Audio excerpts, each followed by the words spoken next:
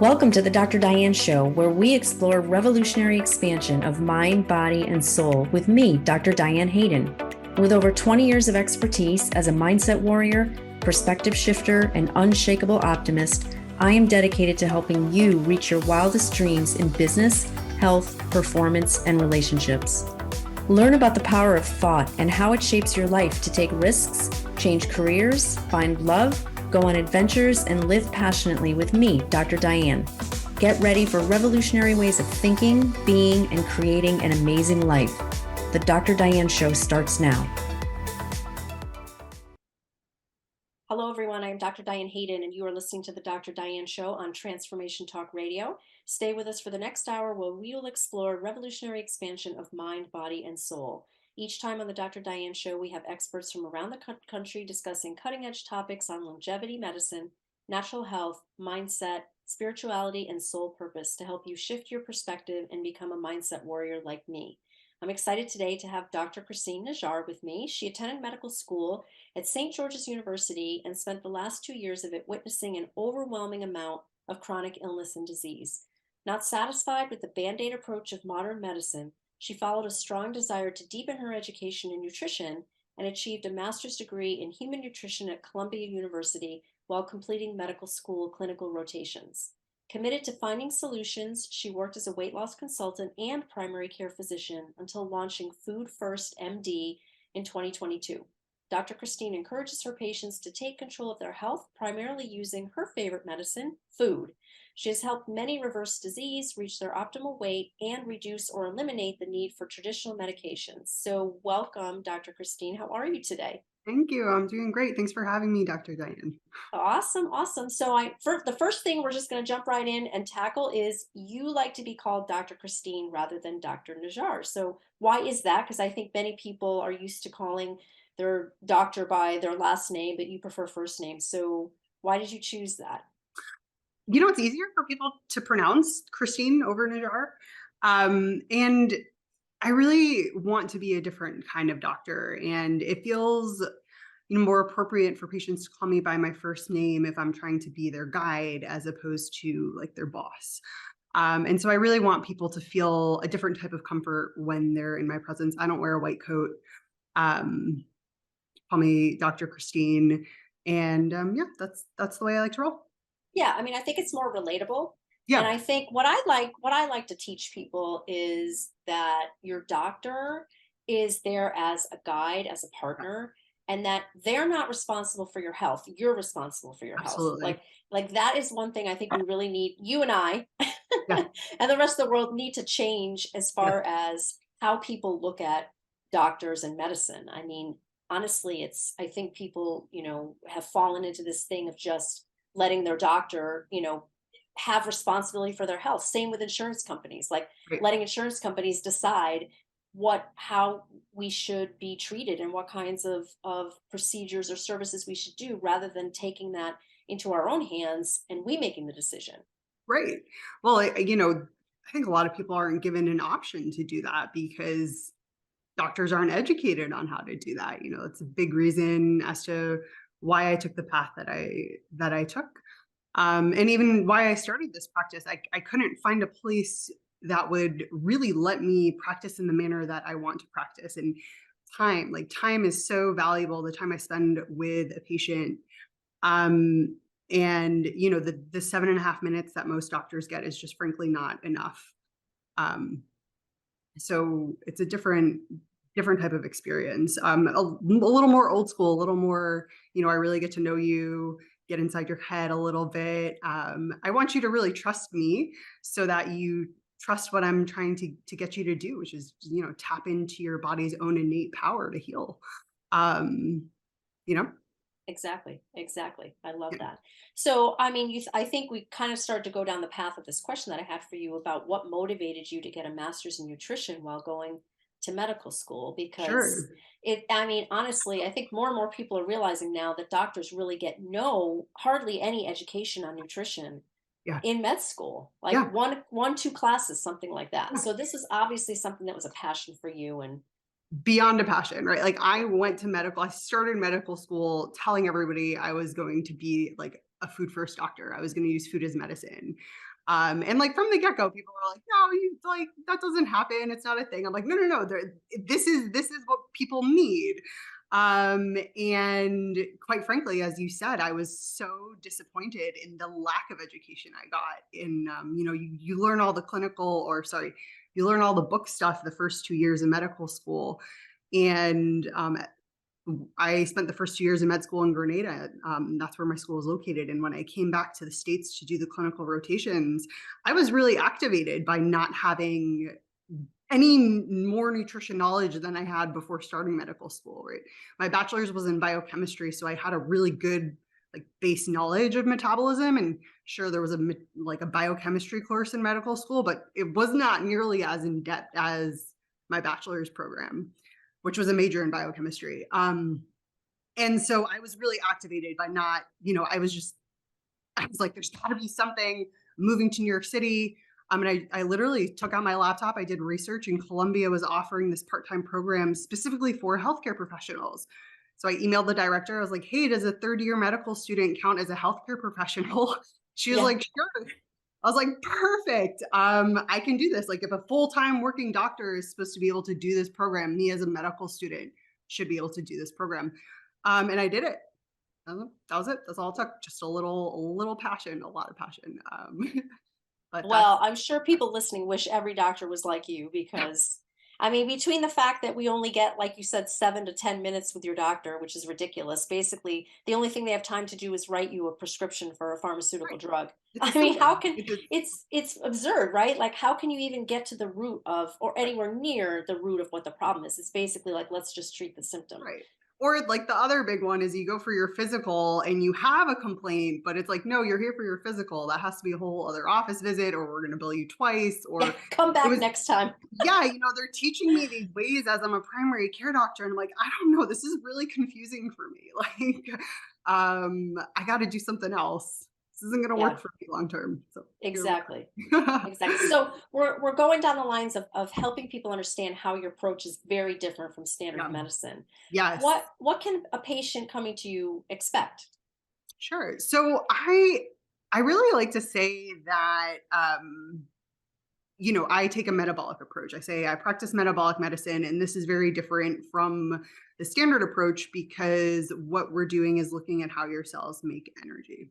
And so when you come to see me, you can expect that long hour visit. Like that, our first visit is an hour, the metabolic assessment, where you do a lot of the talking, so I can kind of do some deep diving into what I think is going on. And then I give education at the end of it. And the second visit is also an hour, which is a nutrition intensive where we really get into the nitty gritty of how you can affect or adjust what you're eating. But basically, the metabolic approach being different from the standard approach, um, because when we're looking at your metabolism, the best way to think about it is okay, like in modern medicine, there's a different doctor for your heart, cardiologist. There's a pulmonologist for your lungs, a nephrologist for your kidneys. You got two doctors for your brain, psychiatrist and a neurologist. Right.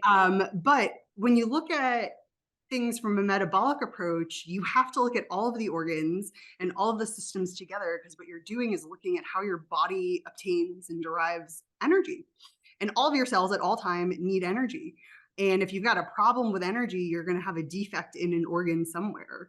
And that can present in a whole slew of symptoms. And so it's very much a holistic approach as opposed to going to see, it's a different type of specialty. It's a holistic specialty as opposed to an organ specific specialty, which brings me to my next big difference, is that at least me, when I practice, I really try to highlight the fact that body fat is an organ, and that organ is actually very central to your metabolism and the functioning of that organ. And a lot of the issues we see today are because of malfunctioning body fat as an organ. And so bringing light to that, and standard medicine does not talk about body fat as an organ. I bet you no one listening to No this has one, ever right? heard that body fat should be considered an organ. I can guarantee. Dr. Diane, I ask every single patient who walks into my office, what is body fat? And they look at me like, I don't know, man. I don't know. I'm like, you want to get rid of it? Like, what is it? They're like, gross. It's disgusting. It's yucky. I'm like, well, do you ever think of it as an organ that is like incredibly important to your vitality. And they're like, oh my gosh. I'm like, yeah, it's like Oh, as yes, important as because your you heart. right, you need it Right. around your visceral organs, and yeah, so Yeah. there's, some Right. body fat is good Right. and healthy, and we need it. Exactly. And so, right. And so again, metabolic approach versus standard, I like, looking at the whole body, body fats and organ, I'm looking at things like obesity, diabetes, fatty liver, heart disease, PCOS. I'm looking at those as symptoms of a root cause as opposed to individual diseases. Whereas the standard approach is looking at these things as individual diseases because they all have different multi-drug algorithms, so that they're like separate protocols that require separate solutions, which is actually the best part of the metabolic approach, is that there's this like theoretical unifying solution that changing the chemistry in your body, not that it's going to be a cure-all for anything, but it can affect a multitude of symptoms. Again, every organ system in your body can be affected by this. And a standard approach doesn't offer a solution, right? Type 2 diabetes in the standard approach is chronic, progressive, irreversible. People need escalating amounts of medication, and they do when you follow the standard approach. But when you follow a metabolic approach, the opposite can happen. And to me, that's what medicine is all about. It's about, again, unlocking your body's innate power to heal itself. And you really can do that with a food first approach. Yeah, I love what you're saying because it's been my belief all along that food is really like, the basic where we start, right? Yeah, It's you have it's to where start. we start to get healthy, and it's where unfortunately it's where it starts when people are unhealthy. Yeah, And yeah. so, but to hear that you can actually reverse type 2 diabetes, I bet there's a lot of people listening to this that that don't know that And it should think be, that yeah, yeah, to think that once they get that diagnosis, oh, I'm going to be a type 2 diabetic forever, and I'm going to have to stay on insulin and these medication and whatnot, which is not the case. I mean, I work with a lot of practitioners, yourself included, that have gotten many patients off of meds and things from type 2 diabetes. So yeah, it can be absolutely. done. We should be shouting this from the rooftops. Like everybody should know about this, but you're right. A lot of people don't know. And the sooner you fix it, the better. Yeah. And I think you know a lot of it stems. I think a big problem also stems from that, the standard medical approach, the standard medical advice. They get the diagnosis and they hear these things right away that like you need these, Oh, you can't. no. Oh, And no. Oh, no. right. Awesome. So we're going to talk more about this. This is really exciting information. You're listening to the Dr. Diane Show with me, Dr. Diane Hayden. We're going to take a quick break. When we come back, we'll explore more with Dr. Christine Najjar. Stay tuned. We'll be right back.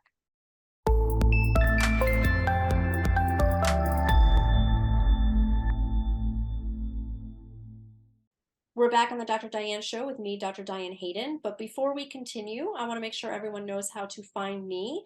You can Google me at www.drdianehayden.com or either of my two publications, www.naturalnutmeg.com and www.essentialnaples.com. And you can learn more about Dr. Christine at www.foodfirstmd.com. That's FOODFIRSTMD.com. So welcome back, Dr. Christine. We were just on our soapbox about the fact that type 2 diabetes, you can get off medication and get healthy with utilizing food. And we were talking about your approach and how it's so different from standard medicine. And you mentioned a term, metabolic medicine, which I wanted to come back to because I think that's probably another phrase that people have never heard before. What is metabolic medicine? I know you explained it a little bit, but I wanted to just go back to that so people are very clear. Like, what do you mean by that term? I mean, really, metabolism is the process by which your body gets energy. So when we talk about metabolic medicine, we talk about optimizing that very process. Because energy is needed to move around for thinking, for healing, for digestion. And the more you can help your cells produce energy, the more life you get to live. And so it's really focusing on, looking at, again, pulling together various symptoms that can be attributed to metabolic dysfunction, which is really at the core of it, a dysfunction in the cellular organelle called the mitochondria. And when I say mitochondria, you're either thinking, I've got no idea what she's talking about, or you're thinking powerhouse of the cell. And so for, metabolic medicine, if you want, in a nutshell, it's targeting your mitochondria, and it's making sure that those organelles are working properly and getting what they need, That's it. I love that we're talking about this because I think most people don't think about themselves at the quote cellular level, right? Right. Like we Yeah. think about, oh, my pancreas doesn't work. That's why I have diabetes, or I've got an issue with, my liver function. Or we're looking at like the organs that we're all familiar with. We don't really think about it down to the level of the cell, Yes. which is like you're saying, this is where everything is really occurring. Right. So you have to look at the cells to then find out, oh, why is this person having all these issues, whatever these chronic health issues, whatever they might be, instead of just like immediately slapping a prescription med on it, or slapping a diagnosis or whatnot. Let's really find out. This to me is like really getting down to the core of what the problem is. It's what's Absolutely. happening within the cell itself. And yes, mitochondria is basically our powerhouse. It generates the energy. I mean, the cell is where everything starts in terms of how how everything's delivered in and out of the cells. It's how you move Right. around and digest and Right. you So know here's you, go here's a ahead. really great way to think about metabolism and how body fat as an organ fits into your metabolism.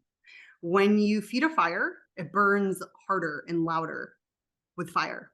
But when you feed yourself, you don't burn like a fire, right? We're not burning fire. We're making ATP.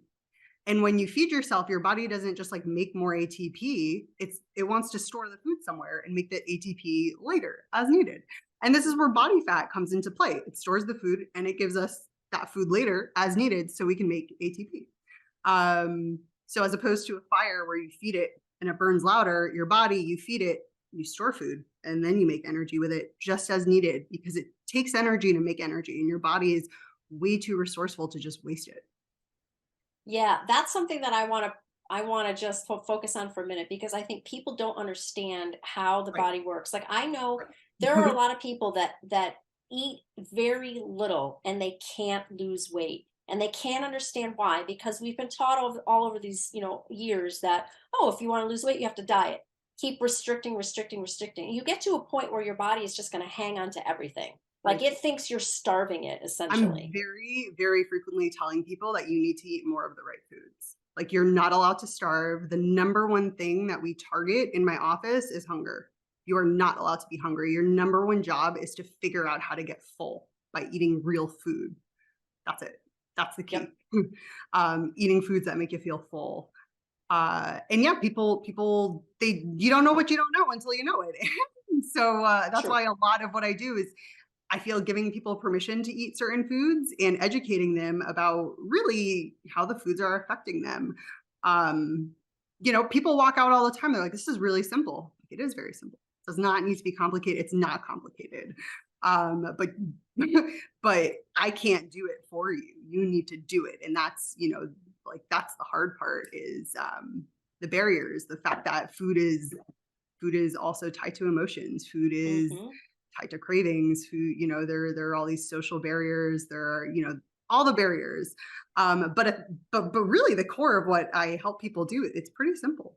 It It can is be. really simple, but I think what makes it difficult is that we have to break the years of conditioning of Yes. what we've been taught. It's like Right. neural pathways, right? Right. Like we've been taught for so long that in order to lose weight, you have to diet. Right. It's like you have to cut calories, you have to cut food out. You can't eat Yes. these certain foods. Those Yeah. are bad for you. These are good. And then that changes. And people get so confused. It's like, I don't know, but that's the one thing that I feel like sticks has stuck with people all these years, is that if I want to lose weight, I have to cut calories. And lots of times it's actually the opposite, which is completely counterintuitive to people.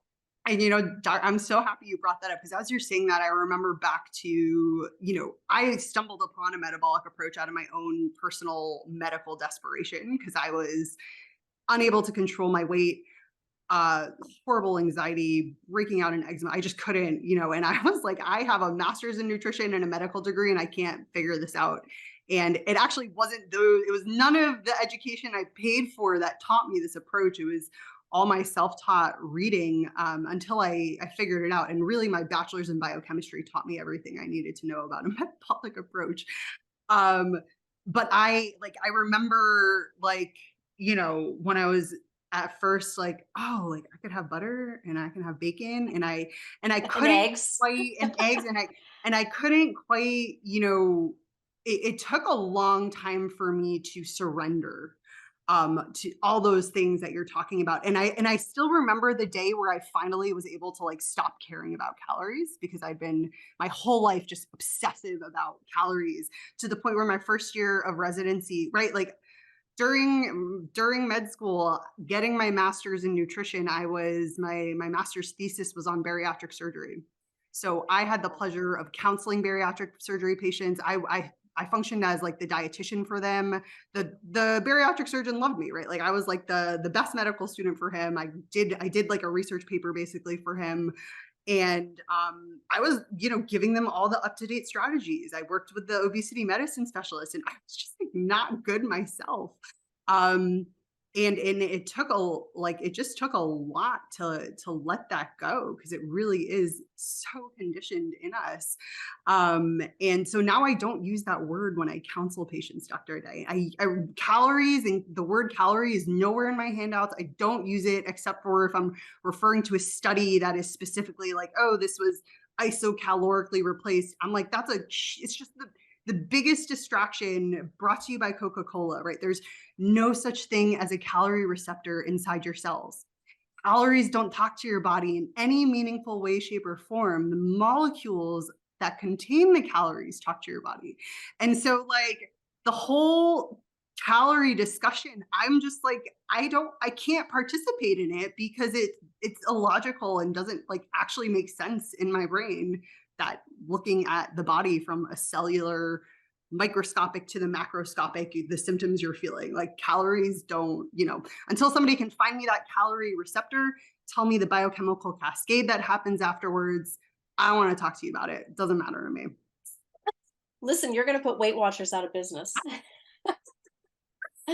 Look, I mean, don't feel bad about not knowing it, because my doctorate's in exercise physiology and nutrition. And like, I didn't know, I, for a long time, was trying to get really precise with, what I was eating and things like that for lifting and trying to lose a certain amount of body fat, not to compete or anything, but just to, Yeah. just to see like if I could, get my body to look a certain way.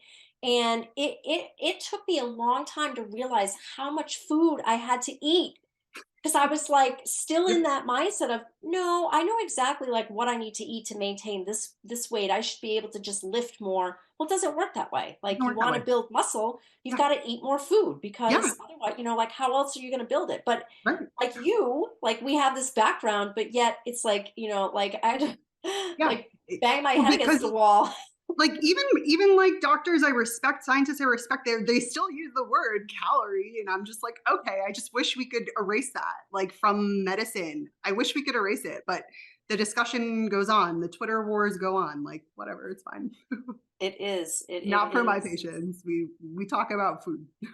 Yeah, I mean, which must be so, like so refreshing and nice that they don't have to worry about like, oh my God, I've got to get, like I've got to write down. I mean, that to me is the biggest, one of the biggest things that barriers I think for people who are just trying to either get healthier or lose weight or whatever it is that it's so tedious. Like, there's so many programs that require them to do like all this It's a meticulous work. chore. It's a Exactly. chore. And I look at people all the time. I'm like, listen, I'm a mom. I'm starting my own company. I still manage to like eat and maintain. Like, you can make this work without all of the work that, you think you have to do because that's what you did before. You're not doing what you did before. You're doing something with me now.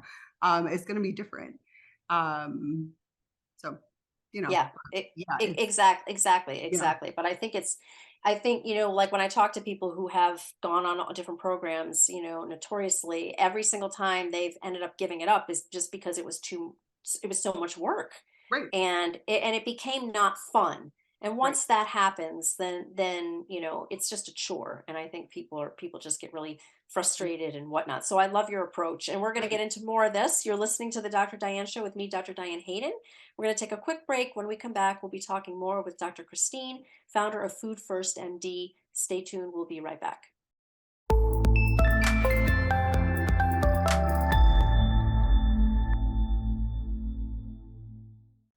We're back on the Dr. Diane Show with me, Dr. Diane Hayden. I am talking today with Dr. Christine. She is the founder of Food First MD. You can learn more about her at www.foodfirstmd.com. That's FOODFIRSTMD.com. So, we've been talking a lot about metabolism, and I love the term metabolic medicine. So, what you have on your website, the ABCs of metabolic eating. Can you explain that to us? Sure.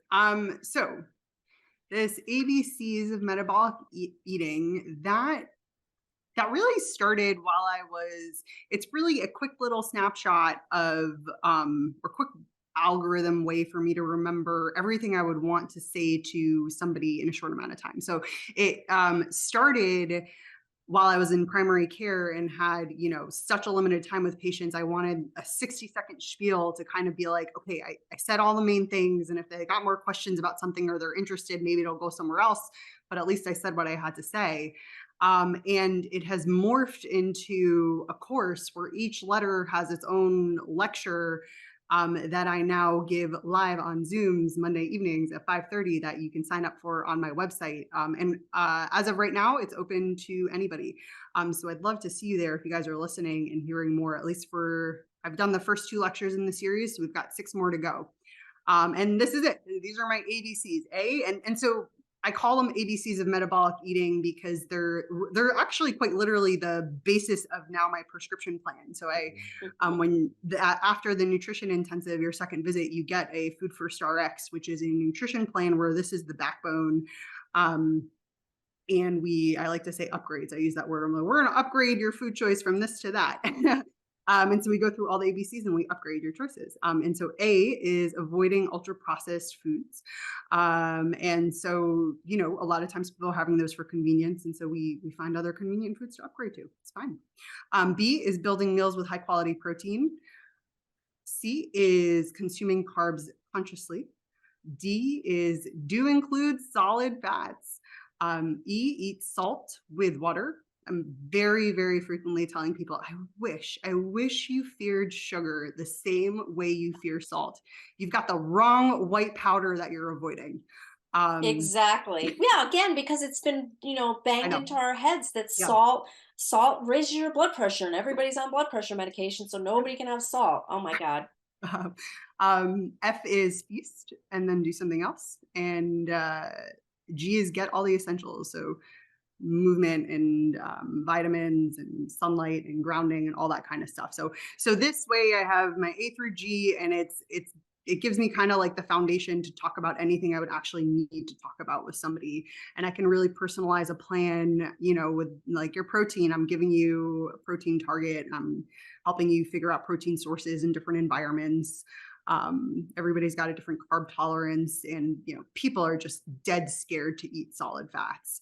And that's a mindset shift that we really work on. And I've got a whole folder on heart disease and fat. And I'm just, you got all the questions, I have all the answers. Like, this has just been so, the dogma has been broken down. Like, you could pick any book off of my shelf and read an entire chapter on it. And I think the best piece of evidence to support eating things like butter and beef tallow and ghee is Weston A. Price, and his book, Nutrition and Physical Degeneration. Have you ever read that book, Dr. Diane, or seen it? I have. Yep. Yeah, profound. Like, that is the best piece of nutrition science to date, because he had, I don't, if you're listening and you don't know who Weston A. Price is, he was a dentist that traveled to see modern primal cultures before they got revolutionized with food. And he literally saw in one generation their teeth malform. He saw, cultures that had no mental health diseases, no chronic diseases develop all of these, diseases or symptoms, because of the, modern foods that were brought to them. And he believed it was one of the biggest factors was the removal of fats and specifically animal fats, which provided the essential fats that your body needs, and the vitamins A, D, E, and K, the fat soluble vitamins. You don't get those anywhere other than animal fats, at least the Right. bioactive forms that your body can use. So it was, again, none of this was in the like $500,000 education that I purchased, but it's all in books. So you can go It, ahead and read these books and, empower yourself, really empower yourself, because food is medicine and your doctor doesn't know about it.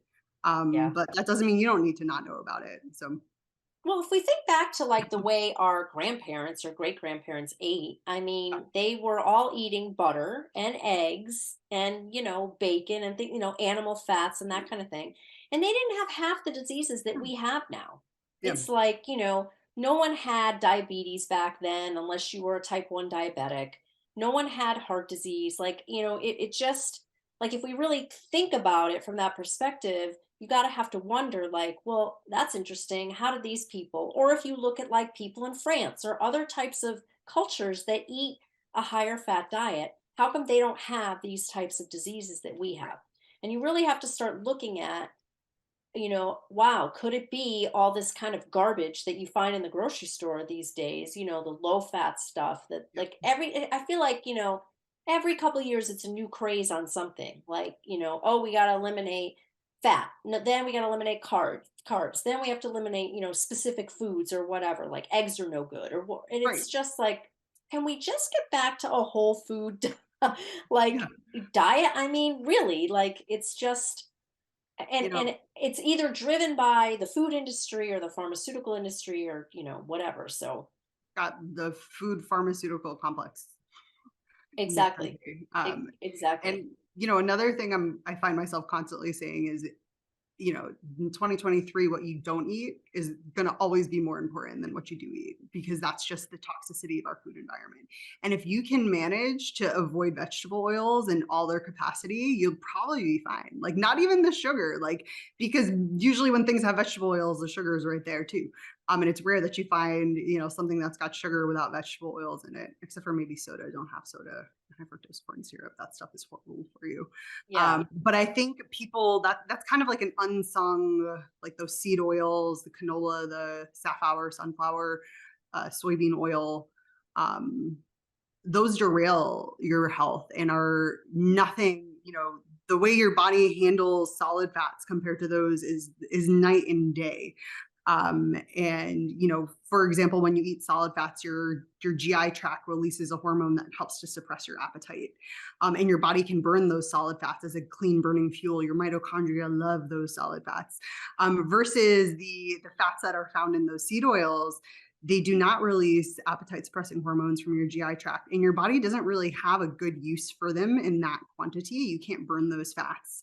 And when they find their way to be stored in your body fat, because that's where you're supposed to store all your food, then they do something to affect the cell that makes the fat cell expand even more than it normally would.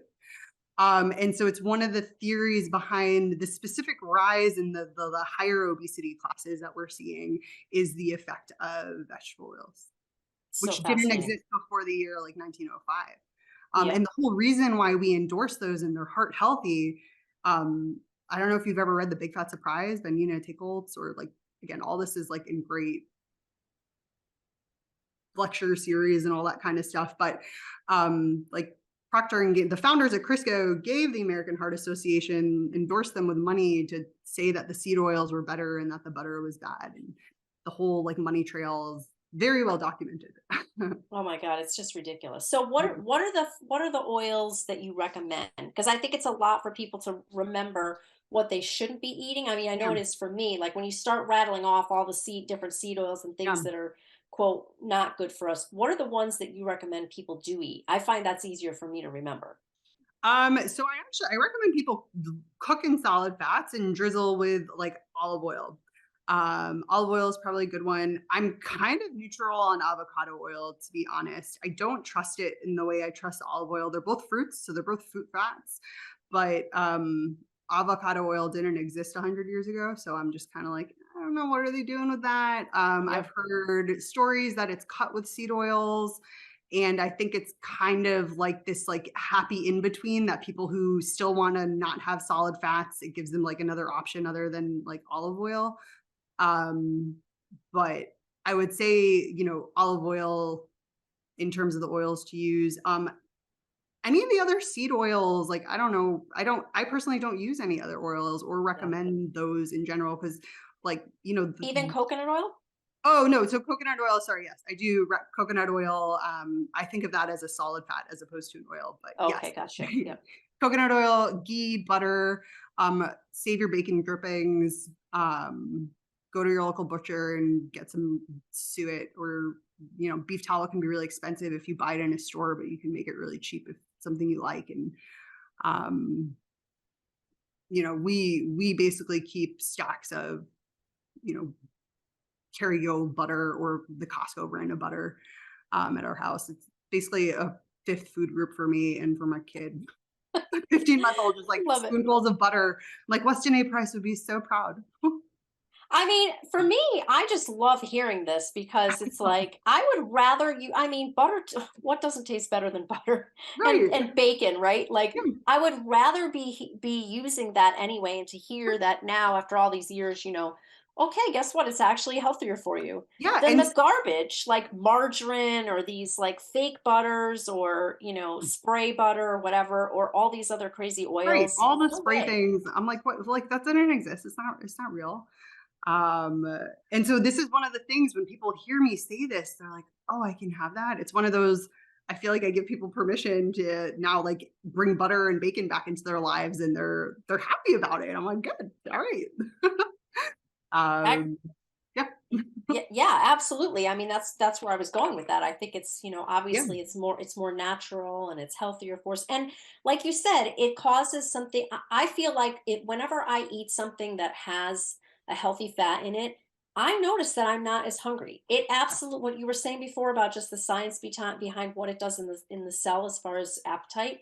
Yeah. I think people realize that then when we have something with a good healthy fat, Yeah. you do get full faster. And Absolutely. so that right there is your appetite suppressant. It's like an automatic thing that your body will do naturally that will allow you to not overeat. So let's just do it. Yeah, exactly. Awesome. All right, we're going to talk much more about this. You're listening to the Dr. Diane Show with me, Dr. Diane Hayden. We're going to take another quick break. When we come back, we'll be talking more with Dr. Christine, founder of Food First MD. Stay tuned. We'll be right back.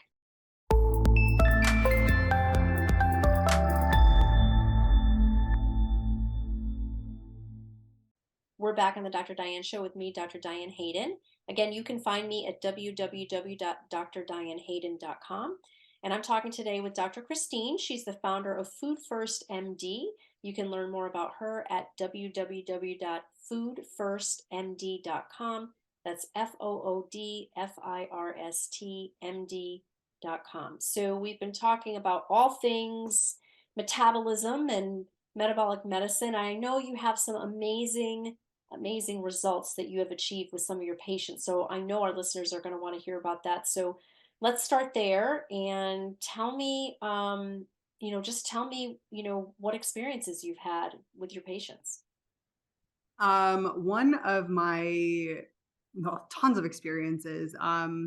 Here's a great story of a patient, a type 2 diabetic who was on insulin and a couple of oral medications, who actually came to see me um, at one point for a pre-op exam because she was bleeding out of her eyes from her uncontrolled diabetes. Wow. And yeah. And so, I'm doing the exam and I asked her, I was like, has anybody ever told you that, you can stop this from getting worse and possibly improve it and possibly get off of these injections and medications? And she's like, no, nobody's ever said that. So, 3 months later, she's off all her insulin. She's off all her oral medications. She's down like 20, 30 pounds and running. She hasn't run in forever. She's just running naturally. And I just scratched my head. I'm like, too bad nobody gave her this information like 10 years ago, and maybe we could have prevented her eyes from bleeding. Oh God. Um, That's so crazy. yeah. Um, There's tons of weight loss. I have a, young 20-year-old gentleman who, i- within, I think, 6 months, he went 6 or 9 months, he went from 290 pounds to now 200 pounds. Wow. Which is really amazing, right? This is like bariatric type surgery results. Yeah. All with food. All the Just food, only with managing food. food. Yep. Here's another diabetic story. One of the first patients I treated, uh, who came in with florid type 2 diabetes, her A1C, which is, the average blood sugar Hmm. marker, it was 13. And, medication at that point, usually, people get put on insulin right away. And she had been put on some oral medications by a different doctor before she had come to see me. And within no time, 3 months, within 3 months, her A1C um, went from that 13 to 6. She Wow. hadn't started the other medication. She didn't want to take medication. So she was given medication. She didn't start them. 13 to 6. Not a single drug on the planet can do that the way this approach can do that. I have a type 1 diabetic who I've been treating for at least 3 years now, and his insulin requirements have come way down. And he laughs. After I met him, within a couple months, he managed to lose like 50 pounds. And so we went from like 280 to 230. And he's like, I'd been to, at least 3 different dietitians, a specialized diabetes educator. He's plugged in with a primary care doctor, a endocrinologist, all these other doctors. He's like, your advice was the first advice that got me to budge. So and so he was kind of stalled at that 230 up until January 2023. So, for 1 or 2 years. And I finally, because I was like, your food's on point. And I was like, I think it's time to just flex your muscles a little bit. And he did a lot of motivating, and he finally picked up a backpack and started walking. And Awesome. he is now down 30 pounds from January. Yeah. So he has also like incredible success. And that's a type 1 diabetic as well, which is really, really cool. So um tons of happy stories. What other kind of happy stories you want to hear? It is amazing. I tell people all the time that they can lose a significant amount of weight just by walking and changing their diet. They don't have to get on like this crazy cardio program, or I mean, me personally being a huge, lover of lifting weights. I mean, I love to see people start a weightlifting program because I Yes. think obviously, the more muscle you build, that's going to help with increasing your insulin sensitivity and getting glucose out of the blood and all that. So I love it when people want to actually do strength training. But Yes. even if they don't want to do anything like that, you can do it with just walking and just manipulating the food. It's Yeah. just amazing. Yeah. It is. But he like it, I'm really happy you said that. I'm actually very frequently talking people out of doing cardio. Yep. I'm very frequently like, you're stressed out right now, and that is just a stress on your body you don't need. And when the time is right and you have the energy, you got to hit the weights, because you're 100% right. That's where the metabolic advantage is in. And once you're at that food level, yes, walking will do it, but nothing like, I think we saw the weight loss in this gentleman because he was walking with a 40-pound weight and ankle weights. Yep. And then he just told me like a month or two ago, started going to Planet Fitness at like 3 a.m. in the morning because he's awake and that's all he has to do. So he's hitting the weights, but that's because you're right. It helps you, it just makes your metabolism, actually be elevated at baseline. But that's, after, body fat being central to your metabolism, muscle is definitely right there as the organ of longevity. Yep. You once your mobility goes, you go. Yeah. No, Um, that's so it's, true. it's everything. It's everything maintaining. And I will say osteopenia, low bone density, is a very, very common diagnosis in females who have been eating healthy their whole lives because they've been under eating protein. And people think it's the calcium, they think it's the vitamin D. And I'm like, your bones are 40% protein by weight. You're under eating protein, you are not going to have well-formed bones by the time you're 65 years old. It's just not going to happen. Yeah, Um, I know.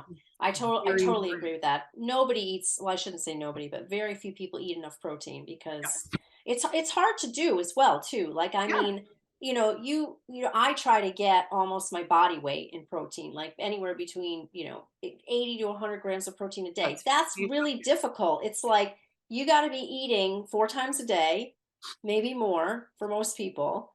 And you've got to have like a significant amount of protein at every single meal. And I get it. Like it's hard for me. So I imagine, well, I for would say I get people to eat that much protein at like 2 meals a day, 1 or 2 meals a day.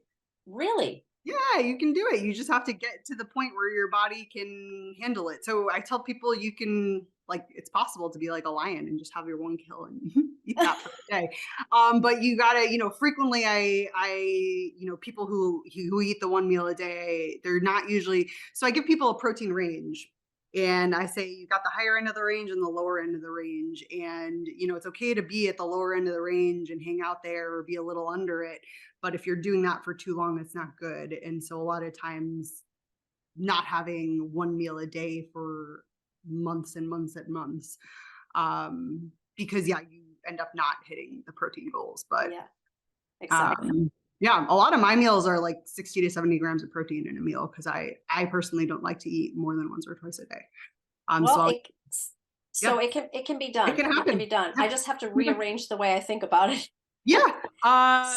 So But it's before we, again catered to everybody. Everybody's different. yeah, So exactly. So yeah. before we finish, um, people can find you again at foodfirstmd.com. Yep. And you have Monday night Zoom calls, and people can go to your website and sign up for that. And also, obviously, you're based in Connecticut, but you do telemedicine, so people can see you from anywhere for sure. They can. Ideally, you come see me in Connecticut at least once a year because I'm only licensed to practice medicine in Connecticut. So It's worth the trip. It is it's worth the worth trip for you, the Dr. trip. Christine. Absolutely. And yeah, All right. Well, thank you so much. This has been a ton of awesome information. I so thank appreciate your you. Thank time. you so much for Yeah, having me. of course, of Great course. And I want to thank discussion. all of you listeners for tuning into the Dr. Diane Show. Please join me the first and third Thursdays at 11 Eastern, 8 a.m. Pacific. Next time, we'll be discussing more about the power of thoughts and beliefs and the impact they have on your life. Have a great week, and I'll see you back here next time. Thank you for tuning into the Dr. Diane Show, revolutionary expansion of mind, body, and soul with me, Dr. Diane Hayden. Tune in every Thursday at 8 a.m. Pacific, 11 a.m. Eastern on transformationtalkradio.com. Center your thoughts on what you want and shut the door on every suggestion of fear, worry, or lack from your own consciousness or the consciousness around you. Once you master that, everything is possible. To learn more about me, Dr. Diane, and receive a free digital subscription of my magazine, visit naturalnutmeg.com.